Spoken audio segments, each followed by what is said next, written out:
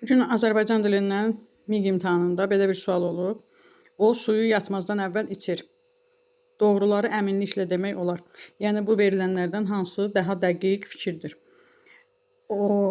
Birinci şərtimiz belədir ki, bu cümlədə işarə əvəzliyi var. Baxırıq ki, burada deyir o suyu yatmazdan əvvəl içir. O suyu yatmazdan əvvəl içir. Əgər burada vergül qoyulmayıbsa cümlədə, deməli burada mütləq işarə əvəzliyidir. Çünki şəxs əvəzliyi olsaydı, özündən sonra isim gəldiyi üçün mütləq vergül qoyulmalıydı. Burada da durğu işarələrinin olub-olmaması haqqında şərt qoymayıb bizə. Deməli, işarə əvəzliyi var. Bəli. İkinci deyir ki, feil məlum növdədir. Baxın, növünü soruşur, şəklini soruşmur. O suyu, hansı suyu? O suyu yatmazdan əvvəl içir. Yəni kiməsə içir, uşağa içir. Burada feil əmr şəklində olsa da, başqa ıl, ın, ış, dır kimi növ şəkilçiləri olmadığı üçün biz bunu məlum növdə deyəcəyik. Bəli. Əmr şəklində olan feil vardır. İçir, kiməsə içir. Əmr şəklində olan feildir.